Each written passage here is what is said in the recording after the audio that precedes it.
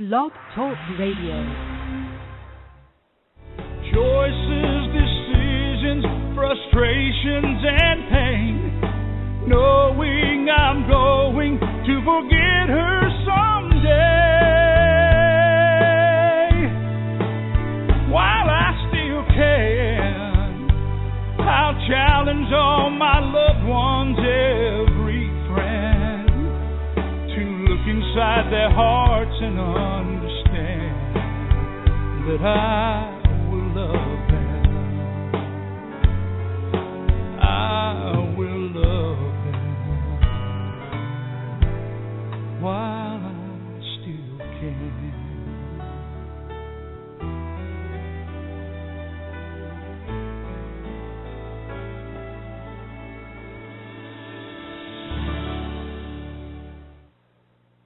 Well, hello and welcome to Alzheimer Speaks Radio. I'm Lori LeBay, the host and founder of Alzheimer Speaks. For those of you that aren't familiar with us, Alzheimer Speaks is an advocacy-based company providing multiple platforms to shift our dementia care culture from crisis to comfort around the world. I started this company because I was on a personal journey with my own mother for over 30 years, and I just felt that the conversation needed to raise a notch, and we needed to start talking and find out where real resources are to help us live with this disease instead of as it. I believe that by joining forces and sharing knowledge and just having these everyday conversations about life with dementia, that we really truly are going to be able to remove the stigmas attached to memory loss and help those living with the disease live with purpose. Together, we can just help everybody understand what the true needs are and remove the embarrassment and the isolation that goes with this disease. Collaboratively, we know we're making a difference, and we are going to win this battle against dementia. In 2012, Alzheimer Speaks was named the #1 influencer online regarding Alzheimer's, and that designation was given to us by ShareCare and Dr. Oz. And we could not have accomplished that acknowledgement without you. You see, your likes and clicks and shares, they're crucial, and they help expand the knowledge. So if you're listening right now and if you can like the show, I would greatly appreciate it. If you have a Twitter account, tweet it out. If you have a Facebook, go ahead and shoot it to your Facebook page or your LinkedIn group. This is how we share knowledge. Simple, cheap, doesn't take much time, but very powerful, and you would be amazed at the people in your own circle that you don't know are dealing with dementia that you can help. So, again, I really thank you for your time and efforts in helping spread the word and sharing knowledge. We want to continue to raise awareness by giving voice to all. And so here on the show, we interview people with dementia. We interview family care partners, advocates. We've had people that are biking across the country or cooking their way across the world. There's lots of different things going on, as well as researchers. Harvard Research has been on. We've had musicians and directors, many authors with some fantastic books, one of which we've got on today with our show, along with businesses making a difference, from GPS systems to housing needs to helping people through transitions. It really is endless, and we all need to become much more aware of dementia as a whole. If you're not familiar with the Purple Angel Project, I would recommend that you go to our site, alzheimerspeaks.com. Go to our About page. We have a whole page on the Purple Angel, and that is a symbol that any business or individual can use as long as they just agree to read a short PDF or a poster. Again, it's not about having all the answers. It's about raising awareness. We'd like the Global Purple Angel to be as prominent and as well known as the pink ribbon for breast cancer. And together I know we can do that. Later in the show, we're going to have Alzheimer's Disease International on. We've got the executive director, Marc Wortmann, with us, who's going to be giving us global updates. And I do want to also mention the Alzheimer's Studies group. You can go to alzheimersstudies.com, find out about a couple of trials. People are always looking for some newer trials, and they have a new trial for frontal temporal lobe, as well as their third trial for tau. The Alzheimer's Research and Prevention Foundation, if you're into more holistic approach with meditation and exercise and nutrition, great resource. In fact, they have a contest going on for Father's Day I'm going to talk about a little bit later, but you can go to their site, and if you've got a story and a picture to share, maybe you can win that contest. The Lewy Body Association, again, very important if you've got a specific type of dementia to make sure that you hook up with that association. Lewy Body Dementia Association is a fantastic resource, as is the Association for Frontal Temporal Degeneration and the National Aphasia Association. On the entertainment side and engagement side, please don't forget about Music First with Choral Health. They write prescriptions for music. They can help change our mood. Music does it to us all the time, and it's absolutely no different with someone with dementia. So you'll be fascinated at the resources on that site. Puzzle with Me. Jane Snyder designed a puzzle because her mom had dementia, and so it's more age appropriate. It's bigger pieces. It's easy to clean. All those types of things. So really pretty cool thing. And then Jiminy Wicket is a great social engagement and education tool, which was designed by James Creasy in Colorado, whose father had dementia. And Jiminy Wicket is a croquet game that can be played by families, it can be played by communities, or it can be played intergenerationally, like he's set up with schools and memory care units. Pretty cool and fascinating work that comes out of all of us just by taking that step to make a difference and make life a little bit easier for the next guy, because that's really what it's all about. So before I go ahead and introduce our next guest, or our first guest, I should say, I do want to remind everybody that you can participate in the show. All you have to do is call in if you've got a question. Call in at 714-364-4754. That's 714-364-4754, or you can always use the chat box, and I will be reviewing that. And I see for whatever reason it put all my information in here twice, so it's doing double duty today, I guess, at Blog Talk Radio. Or maybe it's 3 times it went in here. I don't know. Oh, well, it's better that it's in there than not, so pretty funny. I am going to go ahead and introduce our first guest, who is Shannon Wiersbitzky. And she is a middle grade author and a hopeless optimist and a lover of the outdoors. Her first novel was The Summer of Hammers and Angels, and it was nominated for the William Allen White Award.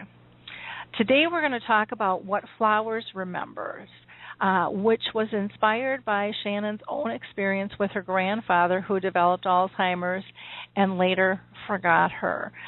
This is just a powerful, touching book. Quite amazing. So I can't wait to have this conversation with her. Shannon was born in North Dakota, but she calls West Virginia, Florida, Minnesota, North Carolina, and Michigan home. So she is a little vagabond, it sounds like.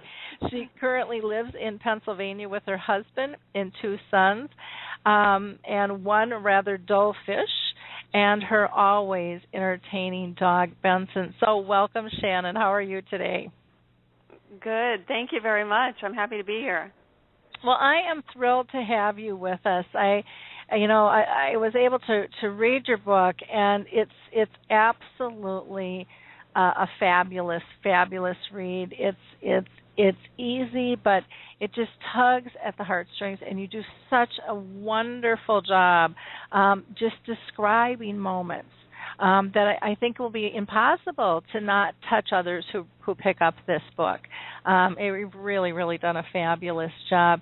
Can you tell us, how would you describe the book, What Flowers Remember? Sure. I think at its most simple, the book is really a story about love and about memories. And it tells the story of one young girl who has an elderly neighbor that she loves, somebody that she considers like a grandfather, and he is diagnosed with Alzheimer's. And in the story, Delia, that's the young girl's name, decides that she is going to take matters into her own hands, and she is going to help him remember so that he won't be able to forget. And in so doing, she really involves the entire town in her quest to collect his stories. Oh, cool. I love it when kids get inspired, to make a difference. And we were talking a little bit offline on how kids are so left out when it comes to dementia. And I think, parents and grandparents think that they're protecting their children by not explaining and not involving. But, I go into the schools and talk with kids, and they are devastated, and they know that things have changed, and they want to help, just like Delia did. But they can't if we don't give them the opportunity, and they can be such a brilliant resource for us and for the person with dementia. And their creativity is stuck nearly as much as it is with some of us adults. Yeah, I completely agree. I mean, when I've gone into schools to talk to kids and I ask the question, even in 3rd, 4th, 5th grade classrooms, how many of you know what Alzheimer's is? Most of the kids raise their hands. And they've known someone, it might be a close relative, it might be someone, a friend of the family, something like that. They know enough about it to know that it's not good, but they certainly haven't all had the chance to process it, or like you said, have had people who've really sat down and had conversations with them about it, or asked the question of, gosh, how does this make you feel, and what are you afraid of, so that they can begin to discuss those things. Yeah, and it's really important when you think about, probably how they've heard about it, what really saddens me, it's probably off the ads that don't look like there's life with dementia. It looks like end of life and devastating, and there's a lot of fear that are seen, even in the short little videos, if they go onto YouTube, in many sectors that push the statistics and the fear, because that's how we raise money in the U.S. Right. And to me, that is really, really sad, because there's great life and love with dementia, and I'm all about trying to show that to people, and I think your book does a brilliant job. Can you give us a little more detail on what inspired you to write the book? Sure. So as you mentioned, I'm a middle grade author, and so there's always story ideas that are popping out. And actually, several years ago, I had tried to write a story based on the inspiration of my grandfather forgetting me. And obviously, I needed to process this information because I wanted to write a story about it. And that novel didn't work. And after my first novel, The Summer of Hammers and Angels, came out, literally it was maybe a year later, and I was traveling, and all of a sudden I realized, this is Delia's story. And Delia was a character from my first book as well. And I realized that really the focus of the story, or the crux of the novel, needed to be about what it's like to be forgotten. And so that was really, I would say, the center point for writing the book, because I had dealt with it in my own life. My grandfather was diagnosed with Alzheimer's when I was in my 20s, and I was very, very close to him. I had spent all my summers growing up with my grandparents. I joked that they were my summer camp. I'd leave school, I'd go to my grandparents' house, and I'd stay there all summer. So I had a distinctly unique relationship with them and was very close. And I think I was probably like many children, even though I was in my 20s at the time, I had this unrealistic belief that I was too important to be forgotten, that he loved me very, very much. How could he forget me? He wouldn't forget me. He might forget other people and other things, but he wouldn't forget me. And of course, a day came and I realized he didn't know who I was. And, I have tried to be completely true to that emotion and that moment in this story, and I've given that to Delia. And I've tried not to cover it up of how painful that was. Oh, and I so remember that day when I had a great aunt when I was 13, didn't remember me, and I was closer to her than I think most of my family, and she recognized them and not me, and I bawled for 2 weeks, just crocodile tears. What did I do wrong? Why am I not lovable? How could she? I must have done something. What's wrong with me? And it was horrible. Horrible. Oh, yeah. And there was no explanation. Right, there is no explanation, and there's no explanation as to why certain people at certain times and other things, are held tight in memory, and it's just unexplainable, and I think that makes it difficult to process and something that we need to talk about, because when you do talk about it, all of a sudden you see, like you said, there are people in your own circle that you don't know are dealing with it. And I have to say, even through this book, I've had friends I've had for years and years who have reached out and said, oh, gosh, my grandparent had Alzheimer's. And it was a complete shock to me because somehow we had never talked about it. Yeah, can you share with us in the book here kind of the first signs that Delia sees in Old Red and how that goes? Could you read a little bit about that? Sure, I'd be happy to. Okay. So in this first excerpt, Delia and Old Red and a friend of Delia's, Tommy, are walking home from school, and they have this habit of Old Red meeting them at the bus stop and walking home with them every day. So that's the context. Old Red stopped walking. His face was flushed. We were 2 blocks from his house, 3 from mine and Tommy's. We'd been this way 1,000,000 times before. I bet I could have walked half the streets in Tucker's Ferry blindfolded. They were as familiar as the lines on my own hand. Old Red stood on the corner and didn't move at all. Tommy and I stopped too, glancing left and right, trying to figure out what was the matter. I even stared up at the branches of the trees, wondering if he'd spotted some rare bird. What is it, Mr. Clancy? I asked. Tommy kneeled down to tie his shoes. Nothing, said Old Red, smoothing the hair over his head. When Tommy and I turned left, Old Red turned right, as if he didn't know the way to his very own house. I gave him a tug on the arm. This way, silly. Oh, wow.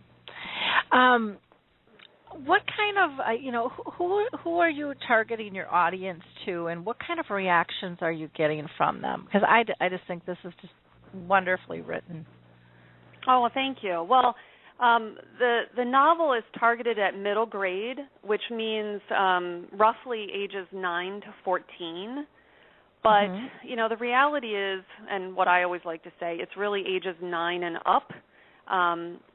Honestly, all the emails I've gotten from readers so far have been adult readers and folks who have literally discovered the book and have dealt with Alzheimer's in their own life and, have sent me things, sent me emails just saying, hey, this has helped me process my own feelings about my grandfather, or gosh, what happened with Old Red was exactly what happened with, someone I loved. Mhm.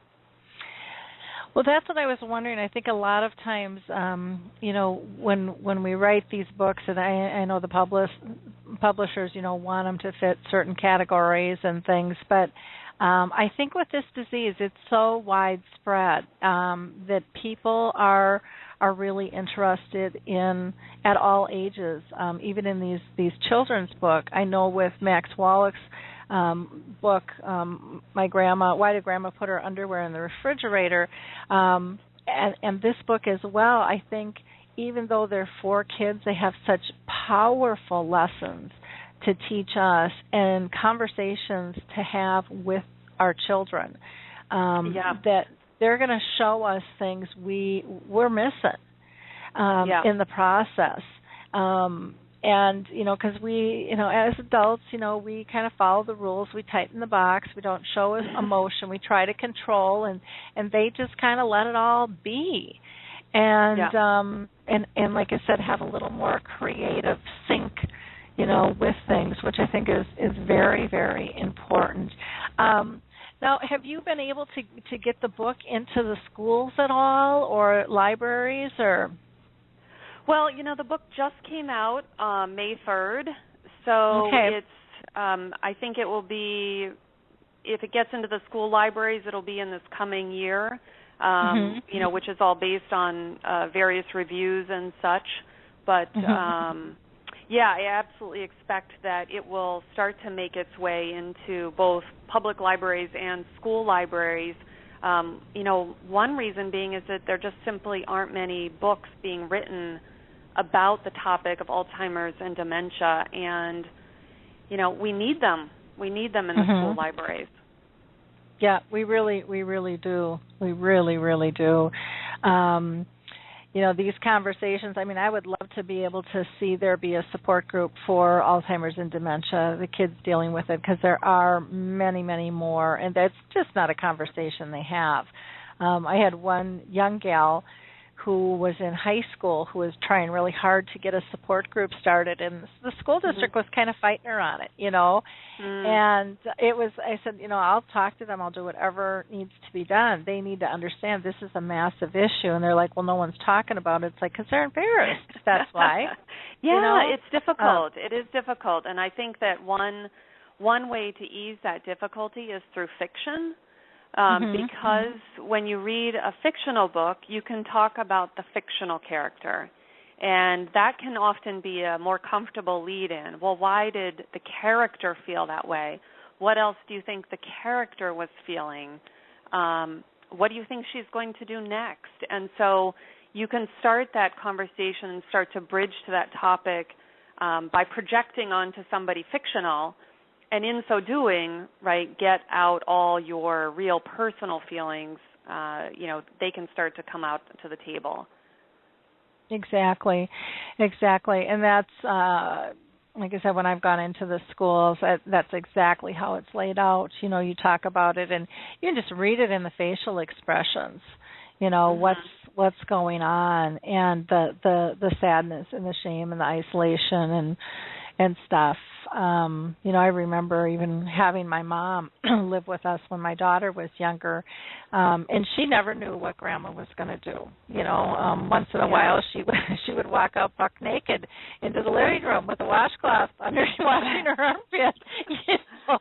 And you don't know all the time.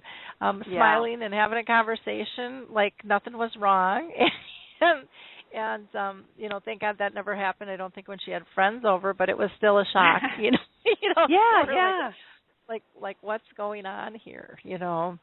With things. Right, and to talk about that and not be embarrassed, but just to know that this is just a natural occurrence in this process, and you're no different, and your loved one is no different than anyone else. Yeah. Yeah, and that's a hard thing to know how to deal with that, kind of stuff. What do you do, and what do you say, and a lot of times people will just get mad and march off or ignore it like it never happened, and it's okay to have those conversations. I'm wondering, you also have in the book, you describe what Delia views the disease as with Old Red. Could you read that excerpt as well? That's just a really powerful excerpt. Sure, happy to. So in this excerpt, Old Red has announced to his friends and family that he has Alzheimer's. And Delia and her mother and some neighbors have processed this, and they've stayed up and they've been talking about it, and now they're sort of ending their evening. We all hugged when it got late, our arms tight around each other, none of us wanting to let go. It was as if we might never see each other again, or maybe that hugging filled up what the crying had let out. When everyone went home, I sat there for a long time, even after Mama had gone to bed, wondering about exactly what it was that made each person special, different from all the rest. No matter how I thought about that, I kept coming back to only one thing: memories. As babies, we're born blank sheets of paper, not a single mark. As we grow and get older, lines form, then colors and patterns. Before long, that paper is all sorts of brilliant, like a kaleidoscope, no two exactly alike. Now, though, if the doctors were right, Old Red's paper was being erased. Bit by bit, those lines and colors were disappearing. Before our very eyes, that paper was turning white again. Yeah, that's how because you kind of saw this with your own grandfather. What, as you were writing this book, I would imagine you had all kinds of emotions crop up, and maybe I'm wrong, but could you share some of those with us? Yeah, I think it was certainly, you're absolutely right. I thought back far more deeply about that time and about how I processed it, how I reacted to it, how my grandmother reacted to it, and honestly, some of the things now looking back, boy, I wish I had done. And so there was that aspect of hindsight is 20/20, and Delia certainly ponders more probably than I did at that given time, because you're just trying to get through day to day of but I think you touched a little bit on it before. There's certainly some level of embarrassment of, wait, why is this person acting like this? There's confusion. Why is this person acting like this? In the book, Old Red does get brought home by a police officer because he's wandered off in his car and gotten lost. That can be confusing and shaming at the same time. And I think, sort of in the spirit of, boy, I wish I'd had one of the book like this when I was going through this. I was able to really think about what would I have asked my grandfather before he had lost his memory. And, Delia is able to do that in the story, and she and Old Red are able to have a conversation about the fact that he will forget her and that it has no bearing on how much he loves her. And so I think to a certain extent I myself needed to tell myself that, right, which is why I ended up writing it in the book, that it was a form of processing to me that, boy, if I had had a kind of conversation like that with my grandfather, I'm sure that's what he would have said. But we never did. Yeah. Well, and what a powerful lesson to share with people, to just have that conversation, to remove the fear and have that conversation, because it's just so important for us to do that. I do want to throw out, if any of our listeners have any questions or comments, please utilize the chat box, or again, you can always call into the studio at 714-364-5600. 714-364-4757. Again, that's 714-364-4757. We'd love to have you join the conversation. Maybe you were a child who was dealing with this, or maybe you're a parent or a grandparent watching your children or grandchildren deal with this. We'd love to hear what you have to say. Everybody's voice is important to be heard, and so don't be shy, because there is no right or wrong answers with all this stuff. It's just working through it together and moving on through it. Now, we had talked a little bit, you had kind of, when you were doing research on this book, you had looked to see if there were very many children's novels, that focused on Alzheimer's and dementia. Can you tell people what you found or what you didn't find? Yeah. I was surprised, really. Like I said, I didn't set out to write a book about Alzheimer's, but then once I had written in it, I said, gee, I wonder how many other books are out there. And I was shocked at how few I found. Often if you click on a topic like cancer on Amazon to get a search of books, you'll get hundreds of books. There are many, many children's novels that deal with cancer and leukemia or things like that. And with Alzheimer's and dementia, literally there were a handful. And it did make me ask the question of why? Why is this topic not one that's written about more often, especially because you have conversations with people and so many folks have dealt with it.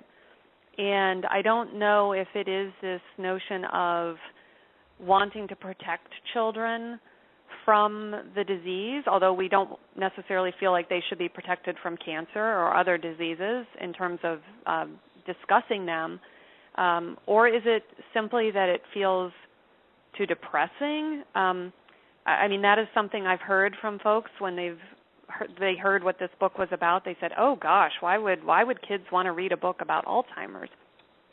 One, it's not a book about Alzheimer's; it's a book about relationships and people who are like your family and some of the things that can happen to them. And my goodness, why wouldn't we write books about Alzheimer's? Because kids are dealing with it. I don't know why it isn't a bigger part of the conversation. Yeah, I think, we've tried to ignore it so long on so many levels, I think, to me, is part of the issue, with the whole piece. And, it's not going away. And right.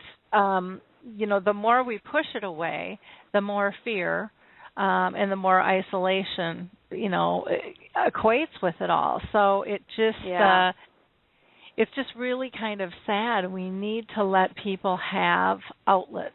I would imagine for you, I know it is for me, when I write my blog and things, it's really, it's very healing. To be able to write and to talk with others, and it's unbelievably powerful what having a conversation or having the freedom, feeling you have the freedom to even have the conversation or have the thoughts that you have regarding this disease. And we shouldn't take that away from people because it's not going away. It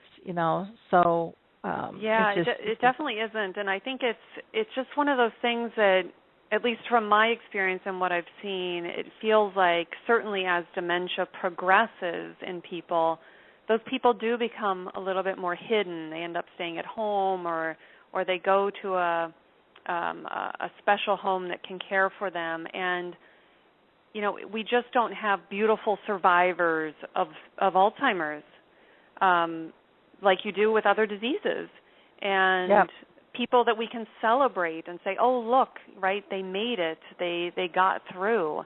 And as silly as that sounds, I think it makes a difference that we this is a disease that for whatever reason over time we just sort of hide away. Mhm. Yeah, it really is kind of a sad state that we are in. I think as a world as a whole, and it's definitely changing. With the Purple Angel and dementia-friendly communities and businesses, things are picking up steam. And look out, world, because you're not going to be able to hide from it, even if you want to. It's going to be out of the closet, and we're going to be having these conversations, and it's going to be healthy. This isn't, I don't know, for me, I don't know for you, but I mean, the disease taught me to be a better person by leaps and bounds in so many fashions, and the lessons that the disease taught me are applicable in all areas of my life. Yeah. And why would we push that away? Yeah, I don't know. I mean, I completely agree with you. I mean, I think it does teach you to be patient, and it teaches you to love unconditionally, and to be less self-centered in many ways, because you've got to care for this person who over time becomes less able to care for themselves. Yeah, exactly. And to be able to, have a conversation, and to be able to not be judgmental, and have more tolerance. It really. And I've always felt like I wasn't that judgmental. My daughter would tell a different story, I'm sure. But I mean, I really thought I was pretty inclusive. But I, looking back, can honestly say, I really wasn't. I really thought everything had to fit in this nice, neat little box, and I got really stressed when I couldn't package things that way, and I couldn't, which came down to I couldn't control them. And so I'm much better now at being spontaneous and more accepting and more creative, and focusing on having fun and finding joy instead of focusing on loss of what's gone. It's taught me gratitude for what I had to begin with, which many never had. And it's taught me not to worry and project so much into the future, because most of that stuff doesn't happen anyways. And that we can't do anything in the moment now, if we get lost in the past or the present. And so, I get so upset some days at what we teach in schools, because it's like, why aren't we teaching things that are applicable to real life, that can really be used and integrated, and maybe make us a more peaceful world, because we're a very angry world. I would love to be able to see that. I think. Oh, go ahead. No, that's all right. Go ahead. I was just going to say, I think there's also this notion that certainly comes with Alzheimer's, and it's expressed in the book for sure, is this notion of community and being able to ask for help, that this is a disease that you most likely can't tackle alone. At some point, as a caregiver or as a family member, you're going to need help, and you need to ask for it, right? I mean, that most simply, there are so many people around you that will help you, and you need to not have that embarrassment or that angst around just raising your hand, and other people will come in. Yeah, very, very true. Very, very true. And I think, again, the whole, dementia-friendly communities is part of that, getting people to feel comfortable just having a conversation, which, sounds so silly because it's so simple. But I think even like with the memory cafes that we have, that could be a really fun concept for kids and grandparents, or their kids and parents, to be able to do, to be able to have conversations, for them to be able to find peers, and to, the disease is part of it, but it's not the primary focus. It's about getting to the core of your relationship, building and rebuilding and moving forward, not giving up or feeling lost. And it's powerful stuff. powerful, powerful stuff. Can you tell us, how did you come up with the title, What Flowers Remember? Oh, goodness. Well, there's a theme in the book. So Delia and Old Red are gardening partners, if you will. Old Red is an expert gardener, and Delia wants to learn more about gardening, and so she essentially enrolls herself in his school of gardening and becomes an apprentice. And as it turns out, Old Red has a yard full of heirloom flowers, and so he teaches her how to collect seeds from them so that those heirloom flowers can continue to grow. And she wonders, there's a tiny passage, I was just able to find it, where she wonders what they remember. And she says, while gathering seeds in my hand, some big, some as tiny as a grain of sand, I've wondered if they hold any memory of the flowers before them, what they saw, what they heard, how to survive in times of drought, or anything at all about the people who tended them. If they do, I wonder what the next seeds will remember about me and Old Red.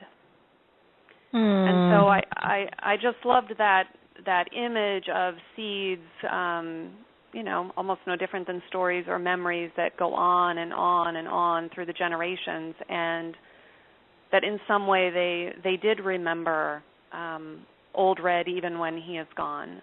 So that was the inspiration really for the title.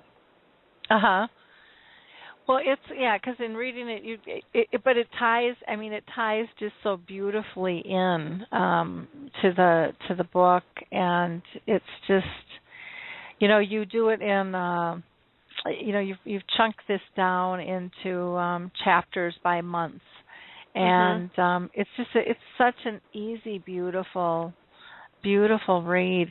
Now, did you self-publish, or can you tell people a little bit more about the process with this, or did you go through an actual publisher? There's so many different modes nowadays, and I know a lot of people in our audience that contemplate writing a book. So maybe if you can give them any tips on the process, that would be great. Sure. Well, I always say the first tip is to write the story. There are a lot of people with story ideas out there, but you actually need to write the manuscript. So this was published through a publisher. It was not self-published. It's through a company called Nomelos, which has been around. It's a relatively newer publisher that really focuses on children's books. So they focus on middle grade and young adult novels. And they had published my first book as well, and then published this one, or just in May. So I think in terms of writing a book or how to get published, there's certainly a lot of avenues today. Again, write the story first, and then if mainstream publishing is of interest, really there's a process of getting connected with editors or agents, typically through conferences or things like that, so that you can get to know some people and see if they have your same sense of humor, if they connect with you, if they care about the topics that you like to write about. And then you typically would submit to folks that you do connect with. And, then that process can take a long time, and it can be fraught with rejection. So, I think there are a lot of folks nowadays who say, hey, I'd like to self-publish, whether I publish. Sometimes that's a book just for yourself and your family, and that's okay too, if that's people who want to publish the family history or something along those lines. And there are certainly folks who self-publish who are able to find a following through a blog or through other mechanisms and, are quite successful. So I think it depends on what your objective is with the book as to which path is right for you. Okay. Well, I think that's really, really good advice for people to know, because it's a complicated process and it's changing so much. Yeah. out there all the time. That it's just a little craziness there, depending on how which direction somebody chooses to go. But I do encourage more people to write. For me, I still have not published my book yet. I've got one ready to go, which actually is a children's. It's a children's book that I think will teach adults many, many things. The way that I've set it up, and have great conversations. And then I've got another one that I'm looking at too. And I thought I would have written a book way back in '09, but it really is a process, to go through. And at first, I wasn't sure that my story would even be valid, and that's why I started the blog. Was just to kind of test that theory out, and so it's interesting. And a blog doesn't cost you any money if you want to, see. And part of it is not just testing, is your story any good, but what's your comfort level in terms of being exposed? Because you're definitely exposed. And can you talk about that feeling at all as a writer, what that is like? Yeah, I think there's a little bit of safety in writing fiction in that you have your character. And so Delia isn't me exactly, but I have been able to give her some emotions that I felt myself. And so I do think that in the best kind of writing, when you are writing emotion and scenes that, you want your character to be vulnerable, you as a writer have to be just as vulnerable.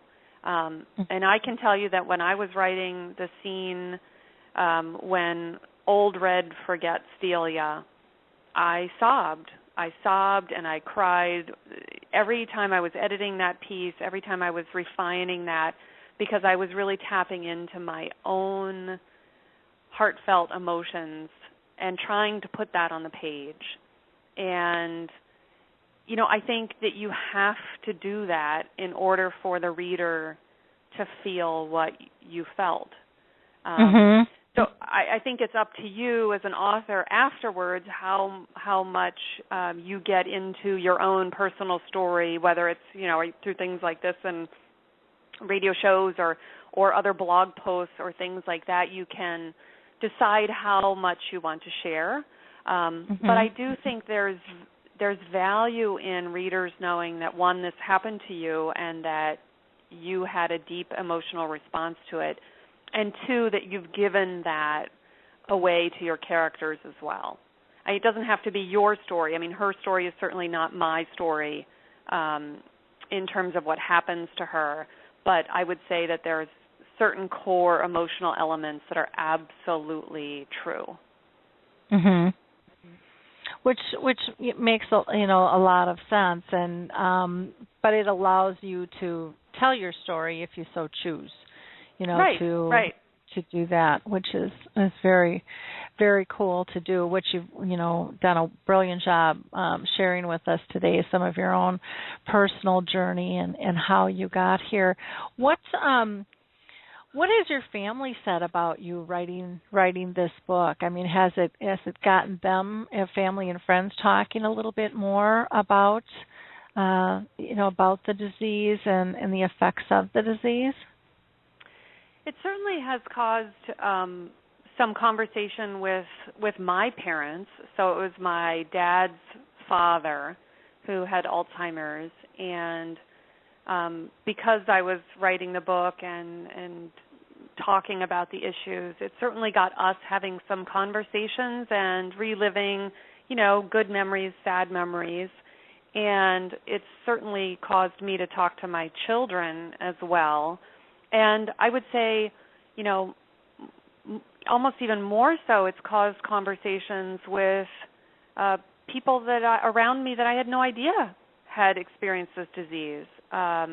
Friends, colleagues at work, all of a sudden it's like, oh, wait a minute, I've dealt with that too, and so then I hear their story, and it's striking how similar so many of our stories are, and that even makes it more valuable to discuss because you realize, right, I'm not alone. I'm not the only one that's happened to. Yeah, very, very true. And it's an interesting process. I'm always fascinated by the conversations and where they lead and who's involved and at what level. And typically people talk about what they, if they're looking in the past, what they wish they would have done. What they wish they would have known, and again, by passing on information, just by sharing this radio show with somebody, by tweeting about it or sending it to Facebook or whatever it might be, you're allowing someone to learn. You're allowing someone to help remove their fear and isolation. You're making it more comfortable for them to come out and talk about it when others are doing that and feel safe. Yeah. And so you're really a role model in setting the stage. And to me, I think that's one of the things that is critical that we all do now. Elva's written in the chat box. She saw. She was just talking about suggestions on how to deal with the disease in Alzheimer's reading room on the blog about printing out a business card that says something like, I ask for your understanding if my loved one does or says something offensive or inappropriate. My loved one has a brain disease which makes it impossible to self-monitor. And she talked about her own children were not close to her mother, who had the disease and died in 2006. But she tried to take her granddaughters to visit at the nursing home, but they were too frightened of the people there. And, hopefully that will change over time. I think nursing homes and different communities have changed a lot in a lot of areas, but not all over. And I think a lot of it has to do with our comfort level walking in the door too, and our confidence in terms of if we've got a smile on our face and if we're open to greeting those people that might look a little scary, that can take the edge off in the fear. No different than I remember when I was younger. I worked with the developmentally disabled, and I had a teenage stepson come to visit, and oh my gosh, they were running up to him and giving him hugs, and he was just petrified. He like had to go in a room just for a little time out because he was just overwhelmed and not sure what to do. And then he settled in and kind of got into the groove and realized it was all good. And it ended up really having a lot of fun, visiting with everybody. Right. But it was just so different that wasn't sure how to deal with that. How to react? Exactly.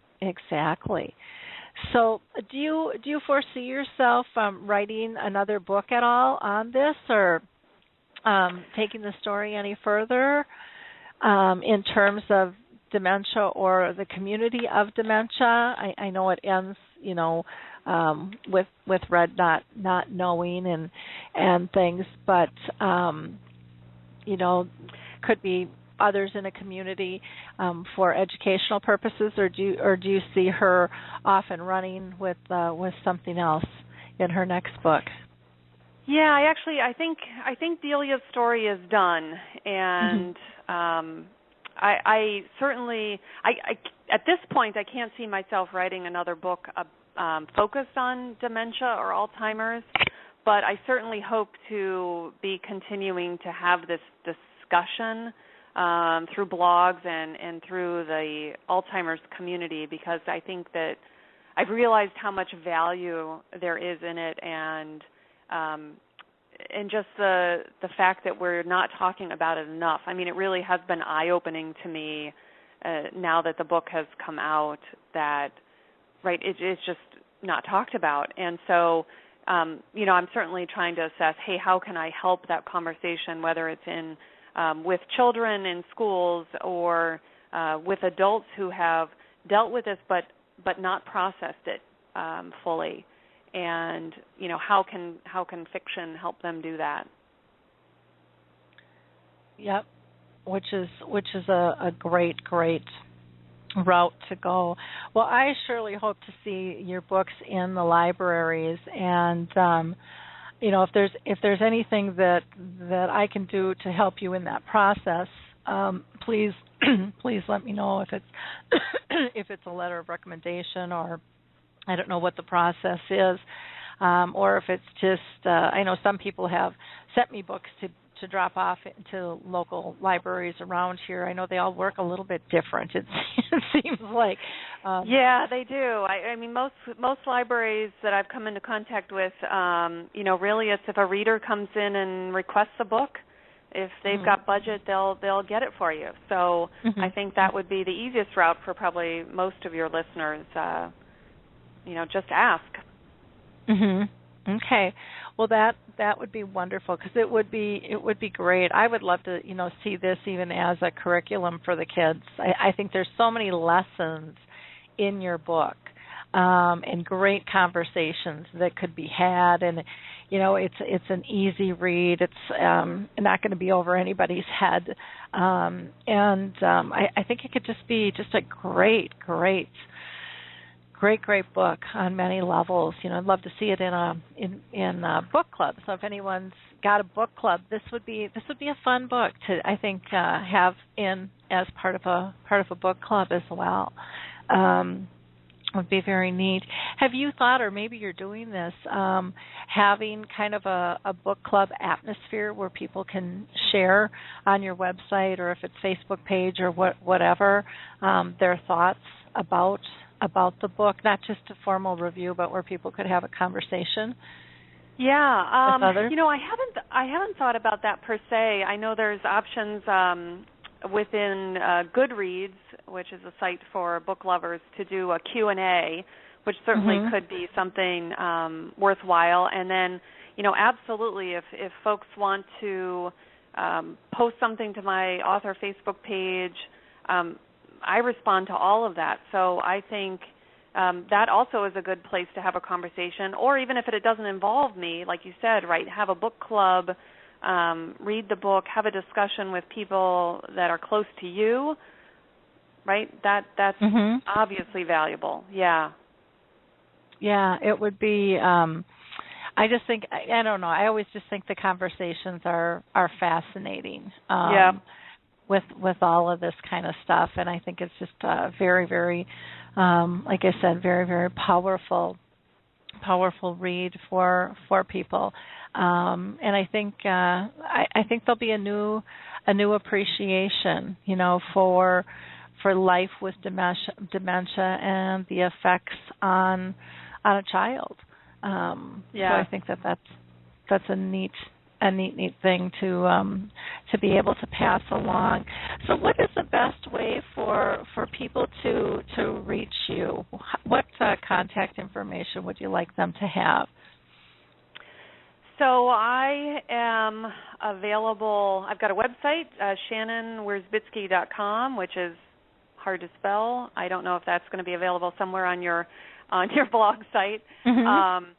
I'm available at Twitter, at @swiersbitzky, and if you look me up on Facebook, Shannon Wiersbitzky, I've got a page that says Children's Author, and so all of those are good ways, and via Goodreads as well.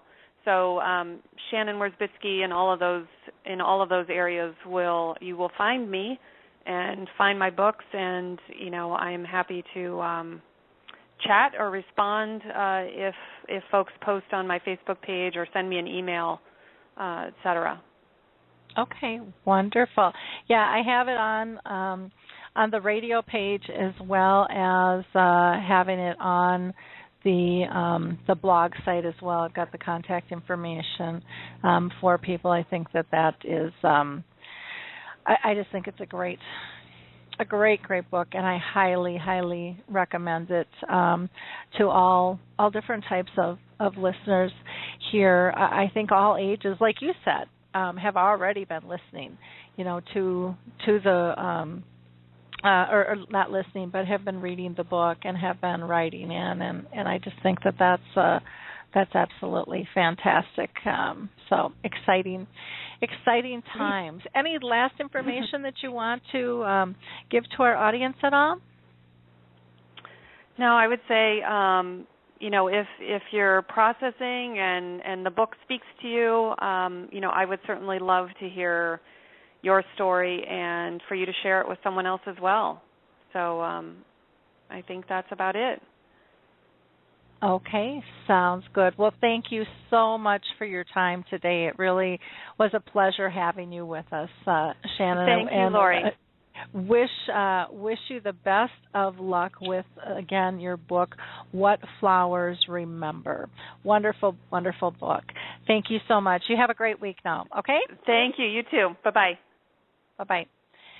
Before I call in our next guest, I just want to go over some mid-program highlights. Our last radio show, we had on the founders of Dementia Mentors, which is a great new website, dementiamentors.com. It is for people. It is designed for people with dementia. It was actually designed by Harry Urban, who has dementia.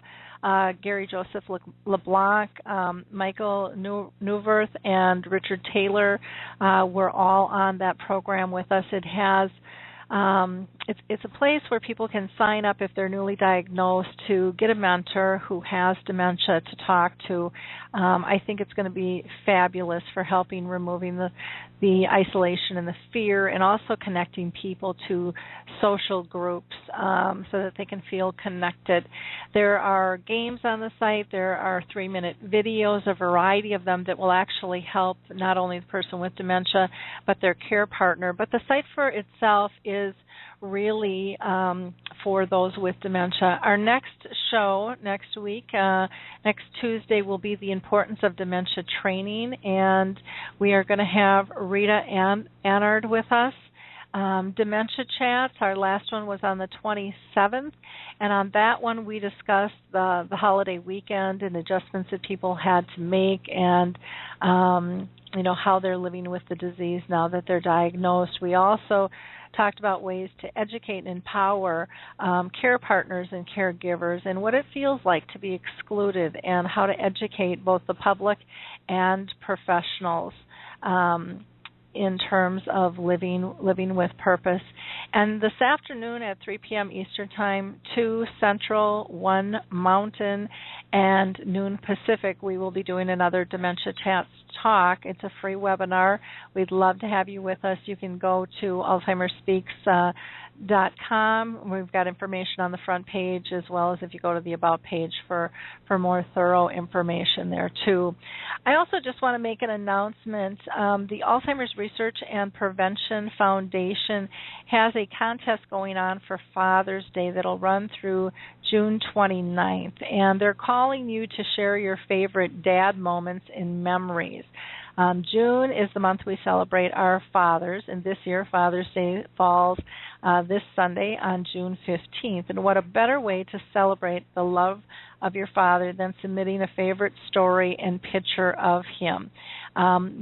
When you submit your favorite dad moment, you would submit that to contest@alzheimersprevention.org. That's contest@alzheimersprevention.org, and do that by Sunday, June 29th.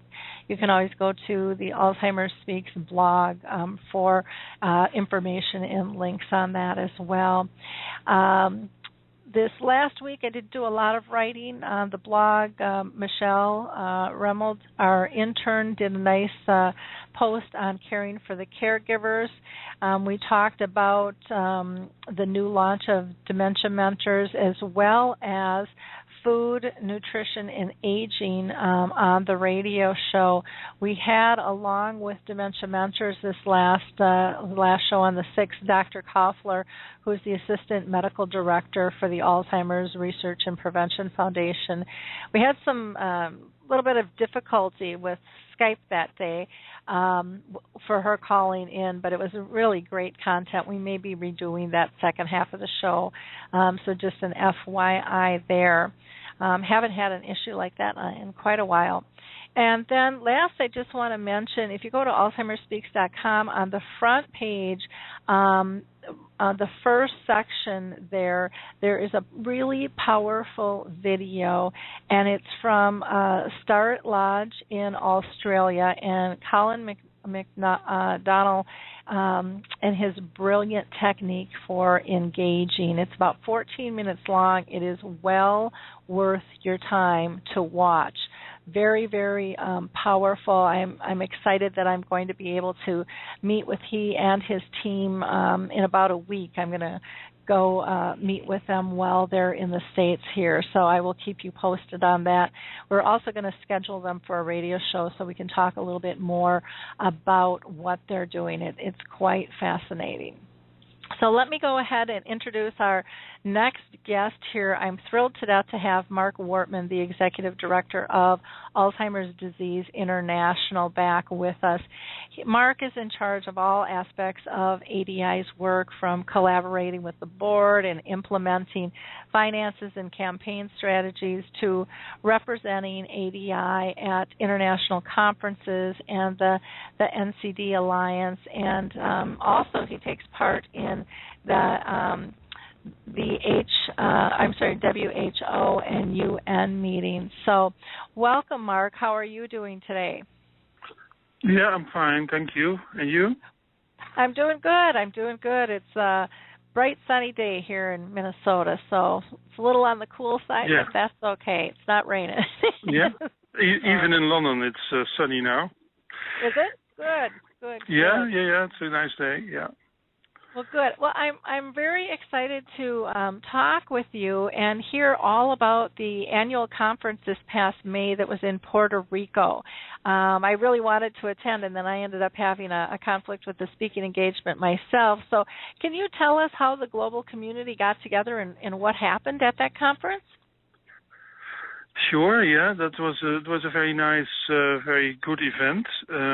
We were in San Juan, the capital of Puerto Rico, which is sort of the turning point between the English and the Spanish-speaking world in the Americas. So we had many attendees from both sides, both from the U.S. and Canada, but also from Central and Latin America and the Caribbean, and then other parts of the world as well.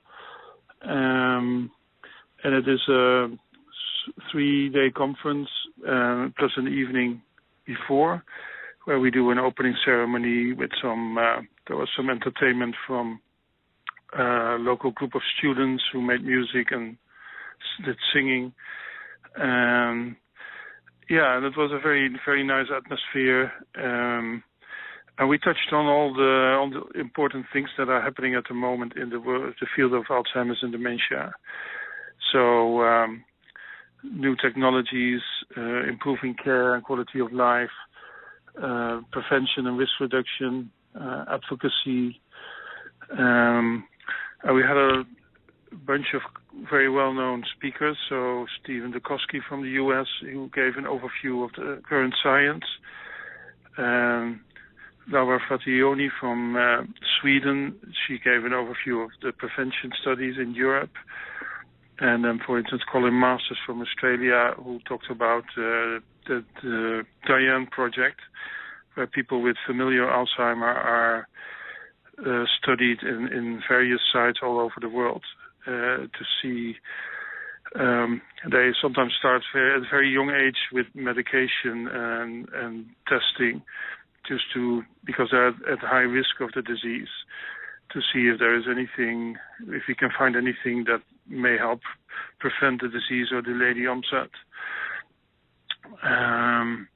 So there was a lot of science, but there was also a lot of talk about the public policy area, because we were in the American region with a focus on the Pan American Health Organization, which is the part of the World Health Organization for North and South America.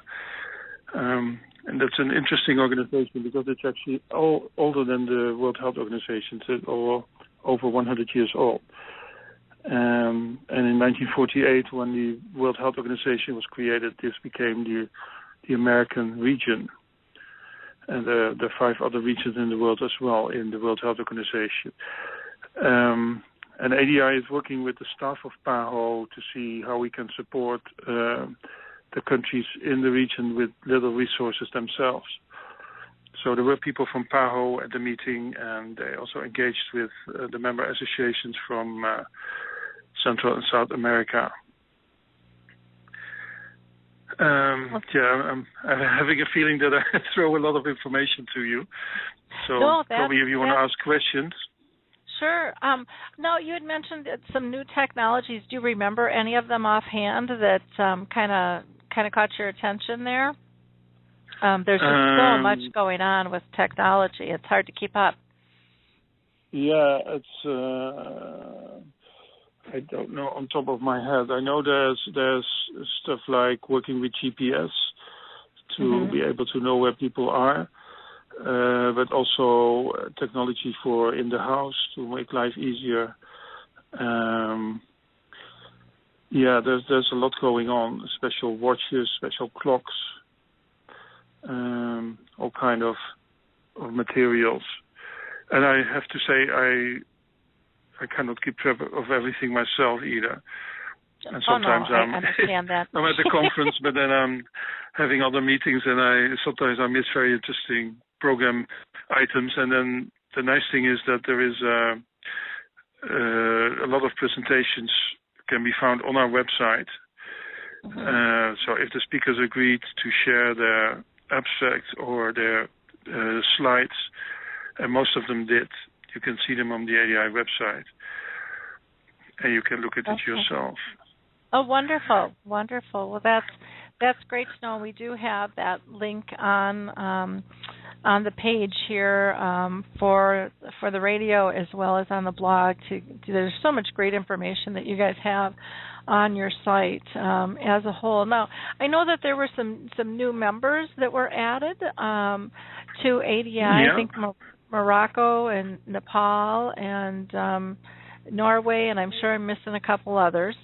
Yeah, that's right. Yeah, so 5 new countries applied, and Morocco is very interesting because we don't have many African countries yet, and it's a very new organization that's very active, all created by caregivers or care partners, and so we're very pleased that they have become a member. But Norway, on the other hand, is a much older organization that has been professional member in the past, but never applied for full membership. But now they did, and they're very well established. And Nepal is also interesting because it's really a developing country with very little resources. But they need an Alzheimer association as well. And they're going into a twinning relationship with one of the provinces in Australia, Alzheimer's Australia, Victoria. That means that the 2 organizations will work together under the umbrella of ADI and support each other. And when we started this program some 10 years ago, we thought that it is a way to transfer information and knowledge from the more established organization to the newer one. But what happens in practice is that both learn from each other, and that even if you have an established organization, you can still learn from the new ones because they're sometimes very creative in raising awareness or setting up new programs and activities. Yeah, and I think it's good for that creativity because people's budgets are different and their passions and allowing those skills. It's kind of fascinating what crops up, when we let it. Let it exist. So very, very neat. Well, that's exciting. So I think you're up to like 84 members now. Is that correct? Right. Different associations. Yeah. So that is wonderful. And you also elected a new chair for 2015. Can you tell people who that is? The new chair is going to be Glenn Rees, who is currently the CEO of Alzheimer's Australia, and he will retire later this year and then have time free to serve as a board chair of ADI, which is a lot of work and it's a voluntary job. So we're very pleased with that. He's very experienced, and I think he's been a CEO for almost 15 years and knows the field very well, knows how to work with governments, and so it was a good choice. Okay. And what we do is that we elect the chair a year in advance so that people can prepare for it and can be involved already in some of the meetings so they know what's going on. Because if you start from scratch, there's a lot that you don't know yet. But sure. The expectations are always high. The chairman gets, or chairwoman gets lots of invitations to speak. Of course, it's not always possible, but it will be, again, like Dr. Jacob Roy, who's now the chairman, is a very good ambassador. And he's actually speaking today at the International Federation of Aging Conference in India. Oh, wonderful. Well, that's good. It's nice to have lots of ambassadors to be able to talk about all the good work you guys are doing. Can you give us an update on the G8 summit of last December and maybe some of the upcoming events for that group and how they're planning on improving our care culture? Yeah, sure. Yeah, the G8 is not longer the G8, but the G7 because of the troubles with Russia and in Ukraine. Okay. So, but on the other hand, the countries that came together last year decided that they want to broaden this movement and that the meetings that are planned for this year are open for attendees from all countries of the world, and that governments from other countries are involved as well. So there's going to be 4 follow-up events. The first one is in London next week on the 19th of June, that will look at new funding models and innovation. And then in September there is an event in Ottawa in Canada that's jointly organized by Canada and France. And it's about how universities and the private sector can work together better and more closely. And then the third one is in November in Tokyo in Japan, and that will be about care and health systems. And then finally in February 2015 there is an event in Washington, D.C. That will be a 2-day researchers meeting and then a 1-day sort of wrapping up meeting with hopefully with the ministers of health of all the 7 countries and maybe others as well. Okay. And that's probably the last event in this cyclus. But that means the G8 is not really a structure. It's a very informal way of meeting. There is not a G7 or G8 office anywhere in the world. Mm-hmm. So to get some continuity, there are two other things important. One is that there was a guy appointed as the World Dementia Envoy. That's Dr. Dennis Gillings, and he's supposed to lead the work especially into finding new resources for research funding. And he is supported by a World Dementia Council, which is some 12 to 14 people from various parts of the world, and also with experience in the fields of Alzheimer's and dementia. So they should continue this process. And then the second important thing is that that's mainly what we are trying as ADI, to get a work stream in the World Health Organization as well. And that's not so flexible as a G8, but it is on the long run, it means that that a lot of work can be done in the country with the help of the World Health Organization. Can you I just want to ask, there was talk at one time that the G8 was going to go to a G20 because there was so much interest. But now it's kind of shrunk because of Russia. Do you see that expanding, or are you guys going to hang tight kind of at this size for right now, or? I don't know. I know that there has been movement in Australia, because Australia is this year the chair of the G20. Mm-hmm. And there is a meeting planned for November this year in Australia.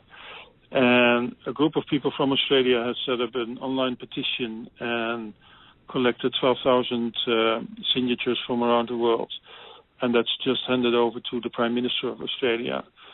And we have to wait and see if he's going to respond to that. Okay. Because the G20 is exactly the same as the G8 or the G7. That it's an informal meeting of heads of states and prime ministers, and they decide on their own agenda, but there is not really a structure for it. So what is urgent at some point in time is discussed in these meetings. Okay. But at least it's attention in Australia, and what is happening anyway is that for the meeting in next week, for instance, in London, they have invited speakers from all around the world. So there's someone from Alzheimer's Indonesia, for instance, is presenting how they do the awareness activities over there. And in other sessions as well, that people from outside the most wealthy countries and people from developing countries as well. Okay. Now, I also heard that ADI has become a member of the NCD Alliance. Can you tell people what that is and why that was important for you to become a member? Right, yeah. So NCD stands for non-communicable diseases, or you could say all the chronic diseases. And in the international policy, there has been I think the whole of the 20th century, there has been a huge effort in fighting infectious diseases, communicable diseases. But not much, because that's what people die from immediately. And because it has been so successful, now the majority of people in the world die from chronic diseases, like cancer and heart disease, for instance. So a few years ago, there was a summit at the UN, at the United Nations, about these NCDs, and that was the start of a process of policy making.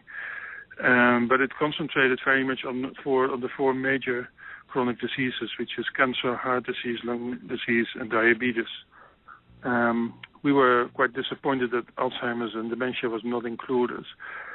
So we lobbied hard to the countries of the UN to change that. And at the meeting, they accepted a declaration which had a paragraph that said that mental health and Alzheimer's disease and other neurological disorders are also main areas of chronic diseases and should be taken into account.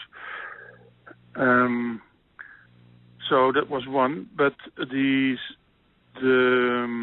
civil society organizations, the non-profit organizations in the international field also worked together in an alliance, and that was the NCD Alliance. And that was, again, the four big disease groups that came together. And we wanted to be part of that. So we, when they had a review process in 2013, they looked at that, and then at the beginning of this year, we were invited to become the fifth major disease area.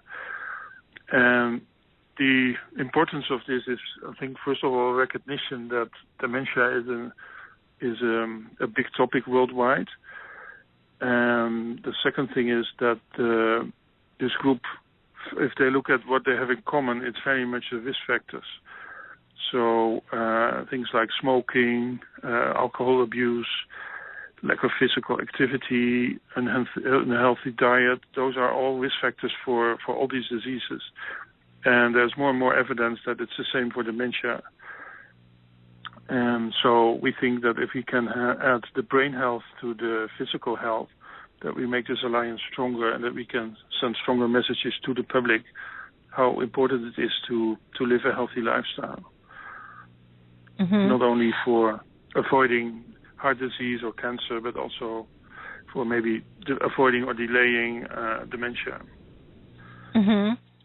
Which makes a ton of sense. I know here in the U.S., I don't know if you heard about it, but there was a 60 Minutes is a pretty big kind of news reporting thing that's on every Sunday night, and they had followed a continuum of care and as people passed, they did the brain autopsies on them. And what they found was that people that weren't, and this wasn't everybody, but many people that had a diagnosis of dementia had no plaques and tangles, and then those that didn't have a diagnosis did. And so, it kind of makes you think, what really is causing, this disease? And it's in so many ways just a baby disease in terms of knowing, what's at the root of it. And it does seem more and more that has more to do with healthy lifestyle is affecting things in many factors, and that social engagement piece seems to be, coming up as more and more important. Would you agree with that, or you're probably more on top of the scientific stuff than I am with stuff, but it just seems it's not easy. It's not. I think, and I'm a layperson as well. I'm not a researcher or a doctor. So, but the feeling that I have is that we don't know enough yet about the origin of the disease, of Alzheimer's disease and other dementias. But it is probably a combination of genetic factors and environmental factors. And the genetic factors you cannot change. That's not modifiable. Or age is also a factor where you cannot change age. But you can do something on your own health. And it's never a bad advice, even if the evidence is not so strong yet. It will never hurt to eat well and to exercise, etc. And it's not a guarantee that you don't get dementia. They're very healthy people who have got it, but on a population basis, if you look at 100,000 people living healthier, then they get less diseases than another 100,000 is not living so healthy. If you see what I mean. Yep, which makes a lot of sense, and it's sad because we all know it, but we just don't live it. And part of it, I think, has to do with all of the genetic foods and the fast foods and the fast-paced lifestyle, and we pack so much into a day, and we don't prioritize ourselves. In terms, we don't take care of the caregiver. Kind of that scenario, except it doesn't even have to do with caregiving. It really has to do with being, living more consciously. It would be nice to even see more of that taught in the schools. I don't think here in the U.S. that it's really focused on nearly as much as it could be or should be, and even with gym class and stuff, a lot of the phy-ed has been cut out because of budgets and stuff. So we're not setting things by example, in a lot of fashions. Can you talk a little bit about the upcoming report? We've got World Alzheimer's Month coming up in September, and I believe the report this year is going to be on risk reduction. Is that correct? Yeah, that's correct. So that's very much the same topic as we just discussed before. What we asked the research group that we're working with is that's called the Global Observatory on Aging and Dementia. We asked them to do a systematic review of all the risk reduction research.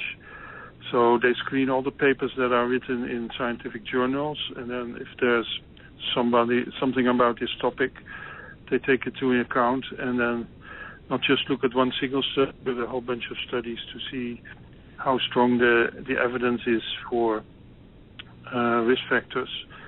So it will look at the impact of, for instance, other diseases. So what if you have diabetes or hypertension? But also nutrition, exercise, social activities, etc., everything that can be of importance. I'm very interested to see the outcomes. I think for some areas there will be clear evidence from the studies that it is a risk factor, and for others it might be weaker evidence. But we thought it is time for an overall report on this topic. We will certainly use that to promote doing the right things in the September campaign. And what ADI always does is just that we set a theme, we make this report, and we provide our member organizations with materials. But there's a lot of freedom how they use it in their own countries. And there are even countries that don't do the awareness month in September, but in other parts of the year. Mm-hmm. But the majority is using September for it. Okay. Great. Do you have a specific date, or is it just the whole month? Because it is World Alzheimer's Month. Yeah, it used to be a day only on the 21st of September, but that happened to be, over the years, that happened to be too short. So in most countries it's now the whole month of September, or a number of events during September. That doesn't mean that it's every day, but there's a lot of flexibility on. And this day is actually the 21st is on a Sunday. So we have wrote a letter to the Pope and to some other religious leaders and asked them to pay attention to dementia on Sunday, the 21st of September. And it's fingers crossed that that's going to happen. Oh, that would be great. I know I'm getting more and more calls from different sectors of churches and the clergy really struggling on how to deal with this. And I know Us Against Alzheimer's has formulated a group, Clergy Against Alzheimer's, and we're just seeing more things pop up, which is great because they've got an audience, they've got to be able to talk to, and I hear so often that people stop going because they don't feel like they're like they fit anymore, and that's just so sad because church, I think, was always meant to be a community. I think that there's great potential. I think the churches can do a lot in creating better understanding and acceptance of dementia. Mm-hmm. Now, I have a question for you, and I don't know if you can answer this or not, but I'll throw it out there. I had heard the other day that with our research, our dollars are a pittance compared to any other disease, but with that, the researchers are finding out a lot of information, maybe where their findings have failed, what they initially wanted to prove. But the failings or that additional information is not being released to other researchers, and so then others are trying the same thing, and we're spending big dollars over and over again because we're not sharing all of the research data. Do you see that changing at all in the future? This is one of the things that is also discussed in this G7 process. So how can we use money better and more efficient and not duplicate research because we don't know from each other? And there are a couple of initiatives to make that happen. The Alzheimer's Association has, together with the NIH in the U.S., started a database with all the studies. So every new study is put in a database. Which means that at least for the English-speaking world, that people can look that up and see, okay, there is already someone doing this research what I had in mind. So maybe I should do it a little differently. At the European level, there is a coordination mechanism that is called the Joint Programming of Neurodegenerative Diseases, GPND. That is... the countries all have their own funding streams, and that's still in their own hands. But they put that together before they decide on proposals. They look at the whole of proposals throughout the EU and then take decisions.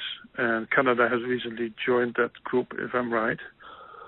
And then there is a sharing of data through the API process, which is the data of PET scans and MRI scans that are anonymized and that are shared with each other, so that people who have made a scan and want to compare that with others, they can they can go to this database as well.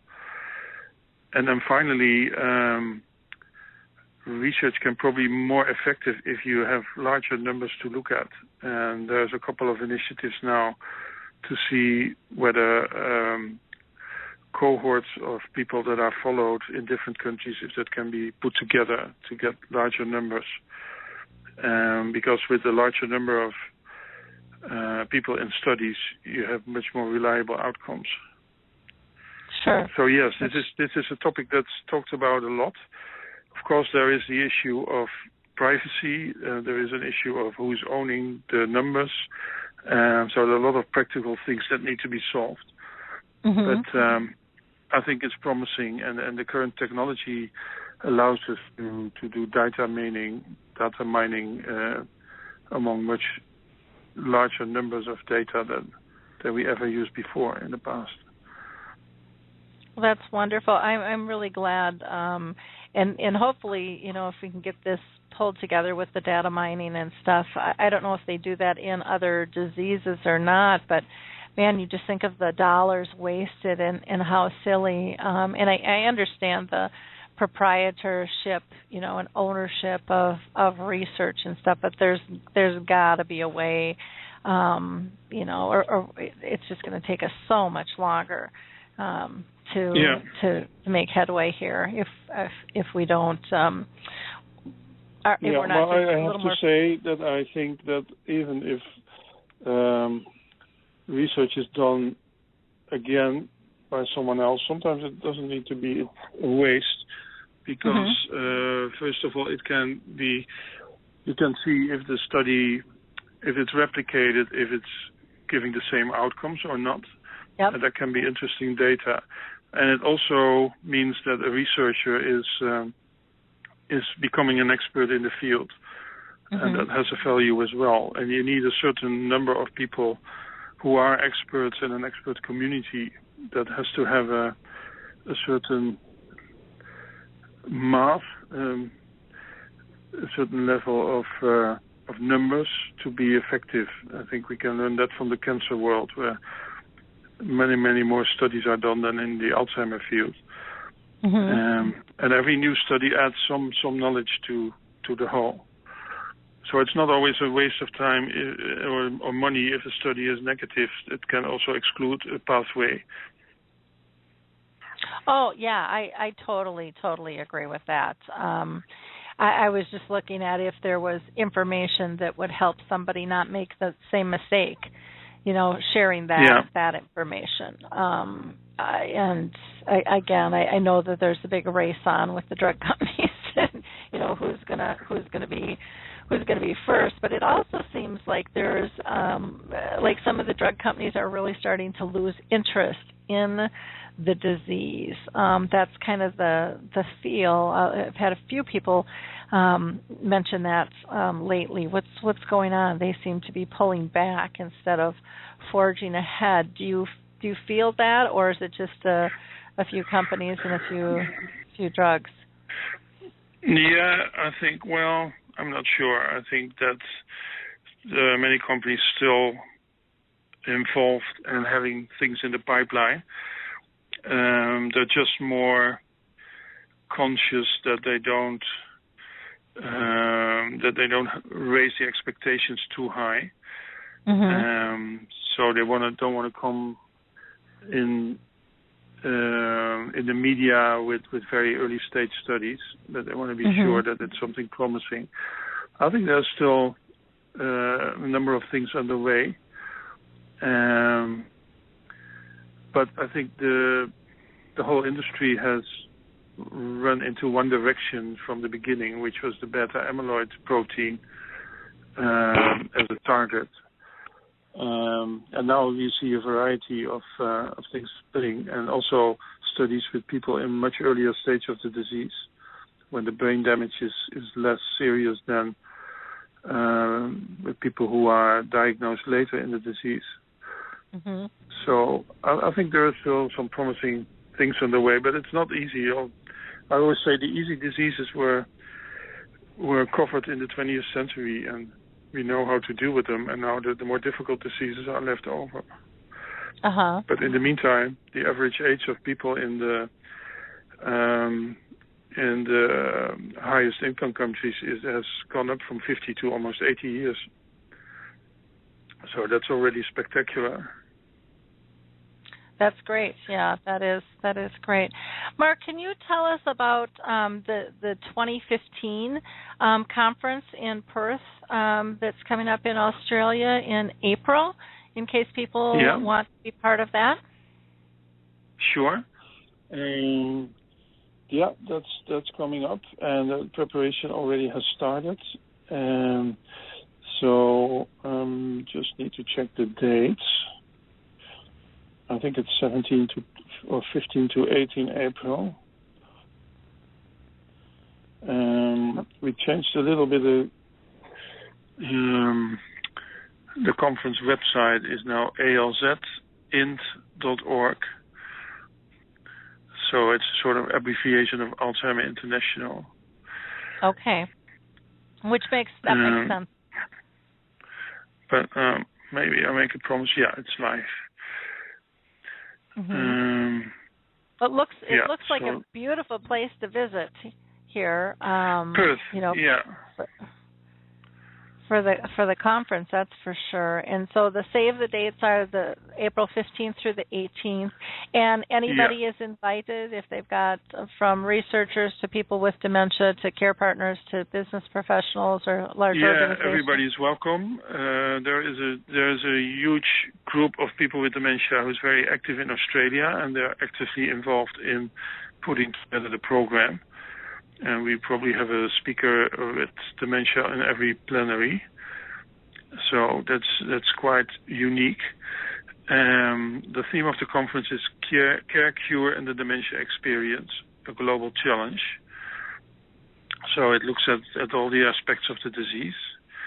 And I think that the website is already live, and the registration will open before the end of this month. No, it's already open. It opened on the 3rd of June. Wow. Okay. Very, very early this year. If you want to present yourself, whether it's oral or a poster, there's an abstract process. And you can submit an abstract, and that's opening from the 18th of June till the end of October. And an abstract will mean that you make a summary of what you want to tell, like a 250-word summary, using a format that is on the website. And then all these abstracts are reviewed by the scientific committee without knowing who wrote it, so it's anonymous. They get a score, and then the ones with the best score will be in the program. And the other ones are offered the opportunity to present a poster at the conference. Okay. Unless it's a very bad quality abstract, then we have to reject it if it's not good. But that happens not much, to be honest. Okay. And the abstracts are in 5 areas: the latest development in science, international and political environment, past, present, and future of dementia, supporting and enabling people living with dementia, and prevention. And we will celebrate at this conference the 30th anniversary of ADI. Wow. And it's also the 30th conference of ADI. Okay, cool. Well, I'm going to put it on my calendar, see if I can make that one happen. I don't know. We'll see. It just seems like I always have a conflict getting called someplace else. But it would be. I've always wanted to go to Australia, so it would be a great excuse to go. That's to do sure. that. Yeah. I'm going to meet actually some Australians in about 2 weeks from Stratford. I think is it Stratford Lodge, who's doing some really cool work. And I don't know if you know Colin McDonnell, Start Lodge there, and they are just doing some fascinating work. It's so they're coming over here for a tour and some collaboration, and so I'm going to hook up with them while they're here too. But yeah, really doing some different stuff, which would be fun if you're not familiar with them for you guys to maybe chat or for them to submit a proposal for the conference since they're over there anyways. But yeah, lots of exciting stuff going on. So very cool. Now we've got, let's see, one of our listeners had just made a comment. She said she's reading Peter Whitehouse book called The Myth of Alzheimer's, which gives a whole new slant on the disease. The main thing I have gotten from his book is that people's brains age at varying levels at different ages, and the research dollars should be spent on best care practices and perhaps prevention, not so much a cure for the aging process. She said, glad to hear they are utilizing diagnosed people as speakers at the conferences. She said progress, and then also supporting and enabling people with dementia. Good news. So thank you so much for that. Do you have thoughts in terms of the research dollars for what Alva talks about in terms of best care practices and prevention versus the cure, or do you think they all need to be researched and valued? No, I think I've had a lot of discussions with Peter Whitehouse in the previous years, and I don't always agree with him. But in this respect, I do agree that there should be more research into care, what is effective care, and what can improve the quality of life for people with dementia, and that's in many research streams, it's an underestimated area. But therefore, it's good to see now that there is more there's a more systematic mapping of what research is done, and so the exercise of Alzheimer's Association and NIH, for instance, you can see how many studies there are on all the different topics, and that helps to raise awareness with the funding community that this is an underestimated area where more needs to be done. And I was very pleased that the Dutch government, when they launched their dementia plan, that they decided that 1/3 of all the money should go into care research. But that's quite unusual. In most countries, it's much less than 1/3. Okay. Well, good. Well, Marc, is there anything else that you want to share with us today? No, I think it's enough for me. Okay. Well, I really, really appreciate you taking and it's time out of the end of the day schedule. over here in London, so yeah. So I have other obligations as well. Yep, ready to wrap up. Well, thank you so much. It's always a joy to have you on and to hear all of the wonderful things that Alzheimer's Disease International is doing. And again, I can't thank you enough for your time and all your hard work. And you're making great progress, and it's wonderful to hear that your group is expanding on many levels. And so thank you. You're welcome. It's always a pleasure to talk to you, Laurie. Okay, we'll talk soon. Thanks, Marc. Bye-bye. Yeah, okay, thanks. Bye-bye. For those of you that are not familiar with the Purple Angel project, I would recommend that you help us raise awareness. And you can go to alzheimersspeaks.com, go to our About page, and there's a whole page on the Purple Angel, how you can get involved. If you're an individual or a business or a community, it makes no difference. Lots of different ways you can use this symbol. Very simple and easy, and it's not going to cost you a dime. Again, Alzheimer's Disease International with Marc Wortmann. You can get a hold of them at alz.co.uk,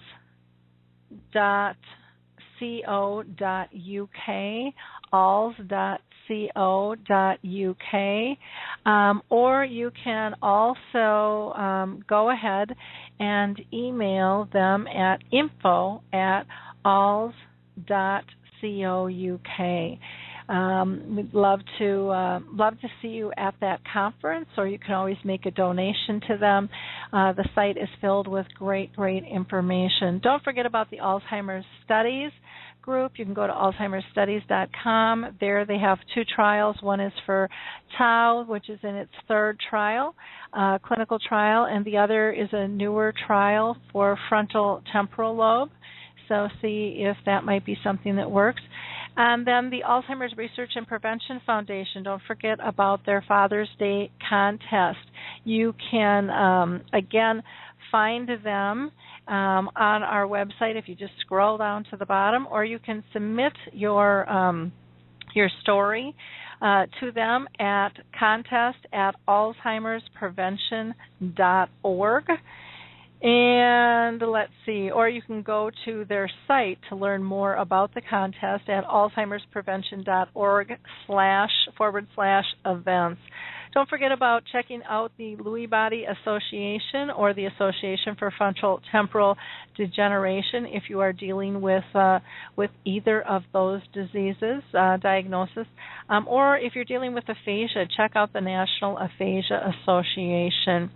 And music, again, can always help. So check out Coro Health, that's CORO Health, Music First with Coro Health. They can help you get the right prescription to make memories and change moods. Jane Snyder with Puzzle with Me, and James Creasy has Jiminy Wicket, which is that croquet game, which is, again, absolutely a fabulous route to be able to engage people in. I also want to give a shout out to Custom A Design. If you're looking for somebody who does websites, I love my guys. They have just treated me wonderfully, and I know that that's not always an easy thing to find. Last, I just want to mention once again, if you have not gone to our site, alzheimersspeaks.com, please do so. There you will find all kinds of information. You're going to be able to tap into not only the radio show and the blog, but our resource directory. You might be looking for services. You can use it for searching, or maybe you've read a book that you think people should know about that you can actually add in to the resource directory, or maybe you have a business or a service, or you speak or train. We would love to have you be involved in the resource directory. There is no charge to be part of our group, and it's just all about connecting people and helping them find what it is they need when they need it. So check that out. There is a big button up on the top that says Share That You Care. Just click on that. That will show you how to go ahead and enter into the resource directory. So with that, I'm going to go ahead and close. I'm looking forward to the Dementia Chats this afternoon. So if you want to join us for the webinar in a couple of hours, please do so. We would love to have you join us. You can go to the Alzheimer's Speaks blog, again, to find out more information on that, or to go to our website and just, again, go to the About page and click on the Dementia Chats. Thank you so much for your time. And don't forget one last thing, because I'm forgetting here. Don't forget this book that Shannon wrote, What Flowers Remember. What a great, great gift this will make a teenager and or anybody dealing with this disease. Beautiful, beautifully written, and wonderful lessons to boot. So thank you so much, and enjoy your week. Bye now. It's time to rethink, renew, and reimagine retirement.